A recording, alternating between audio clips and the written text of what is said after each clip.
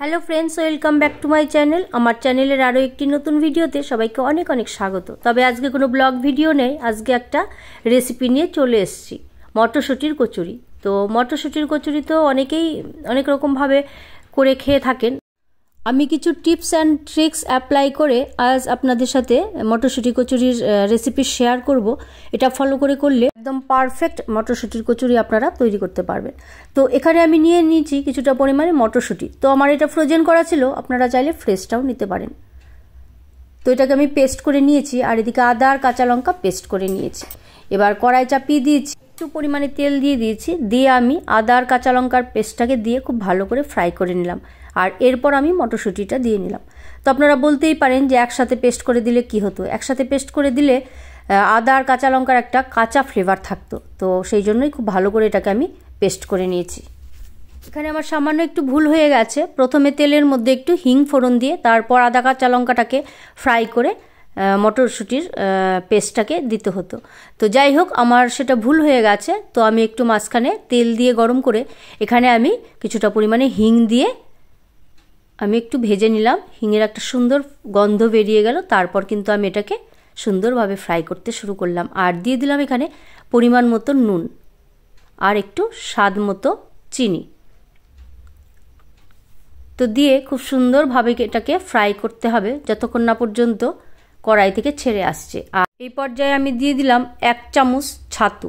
এই ছাতুটা দেওয়ার জন্য এই ভেতরের পুরটা কিন্তু অসাধারণ একটা টেস্ট আসবে। তো দেখুন, এটাকে খুব সুন্দরভাবে ফ্রাই করতে করতে কড়াই থেকে কিন্তু ছেড়ে এসছে, মানে আমার পুরটা কিন্তু একদম পারফেক্টভাবে রেডি। তো চলুন এটাকে আমি এবার নামিয়ে নেব।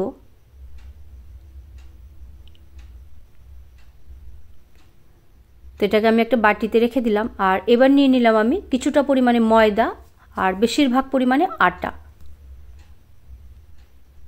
তো আটা ময়দা মিক্সড করে করলে কিন্তু এটা খুব সফট হবে। তো দিয়ে দিলাম একটু নুন আর একটু মিষ্টি। আর এবার কড়াইতে আমি ঘি গরম করে নিয়েছিলাম, তো সেই ঘিটা দিয়ে দিলাম। আপনারা চাইলে সাদা তেল দিতে পারেন, তবে ঘি দিলে কিন্তু এর টেস্টটা অপূর্ব হবে।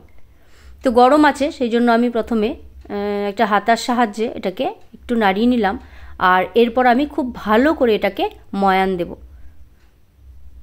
তো ময়ান যত ভালো হবে আমাদের কচুরি কিন্তু ততটাই সফট হবে।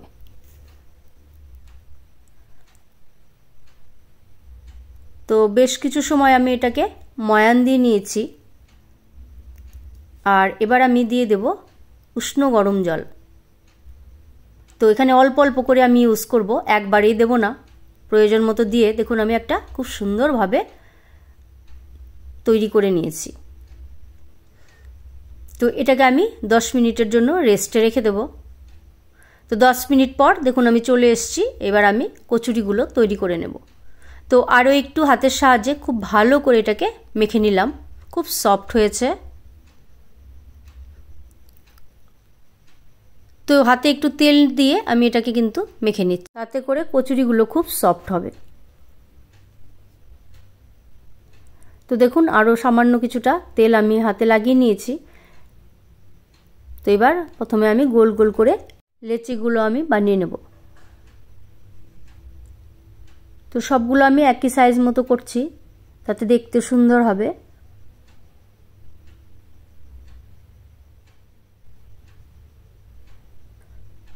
যে যেখান থেকে ভিডিওটা দেখছেন প্রত্যেককে অনেক অনেক স্বাগত। যারা অলরেডি আমার চ্যানেলটাকে সাবস্ক্রাইব করে রেখেছেন তাদেরকে অসংখ্য ধন্যবাদ। আর যারা আজকে প্রথমবার আমার ভিডিওটা দেখছেন তাদেরকে আমি রিকোয়েস্ট করব আমার চ্যানেলটাকে সাবস্ক্রাইব করে পাশে থাকা বেল বাটনটাকে অলে প্রেস করে দিতে।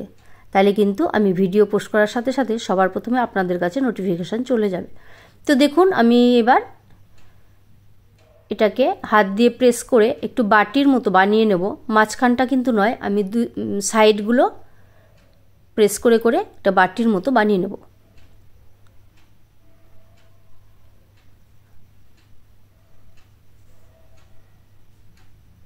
আর ভেতরে দিয়ে দেব কিছুটা পরিমাণে পুর। পরিমাণ মতো দেবেন, খুব বেশি দেবেন না, তাহলে কিন্তু বেলার সময় বেরিয়ে যেতে পারে। তো এইভাবে মুখগুলোকে বন্ধ করে আমি গোল গোল করে আবার বলের মতো করে নেব, যাতে খুব সুন্দরভাবে ভেতরে থেকে যায় পুরটা। তো এইভাবে পরপর আমি প্রত্যেকটা তৈরি করে নেব। তো আরও একটা তৈরি করে দেখিয়ে দিলাম।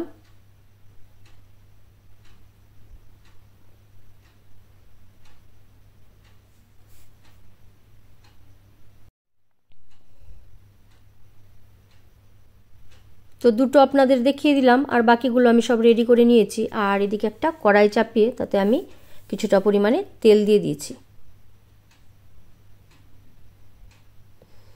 আর এইভাবে কিন্তু বেলে নিতে হবে, খুব বেশি কিন্তু আমি প্রেস করছি না, হালকাভাবে কিন্তু কচুরিগুলো তৈরি করে নিতে হবে এইভাবে।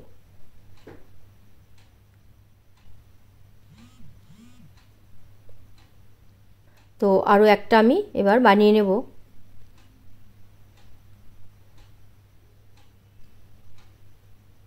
খুব বেশি প্রেস করবেন না, তাহলে কিন্তু ভেতর থেকে বেরিয়ে যাওয়ার চান্স থাকবে।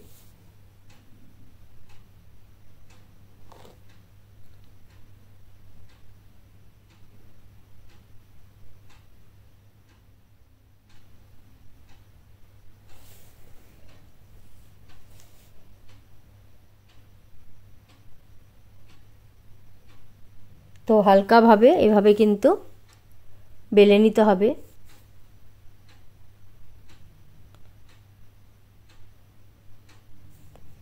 তো দুটো আপনাদেরকে দেখিয়ে দিলাম, আর এবার আমি ভাজতে শুরু করব।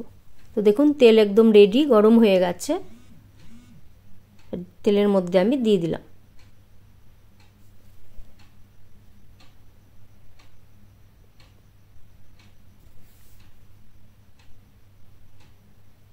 তো ধীরে ধীরে এটা কিন্তু দেখুন ফুলতে শুরু করেছে। এবার আমি উল্টে দিলাম। তো পরপর এভাবে কিন্তু বানিয়ে নেব।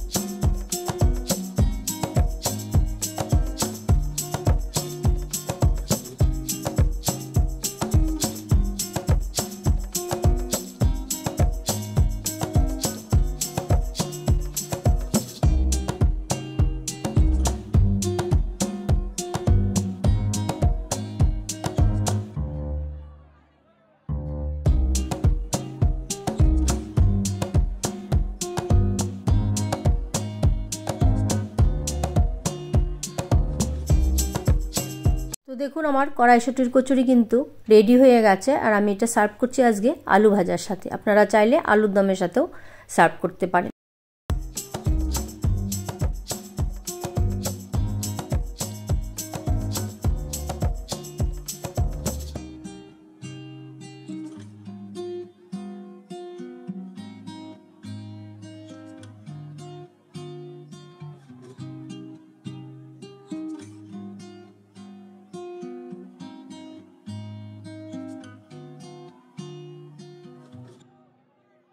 কেমন লাগলো আমার কড়াইশুঁটির কচুরি রেসিপি অবশ্যই কিন্তু কমেন্ট করে জানাবেন, আর ভালো লাগলে লাইক করে একটু শেয়ার করে দেবেন।